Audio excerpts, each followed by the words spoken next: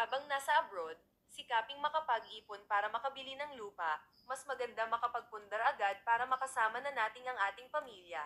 Gusto mo bang tumanda ka na lang na OFW, nakakapagod manilbihan lalo na pag walang konsiderasyon ang mga amo?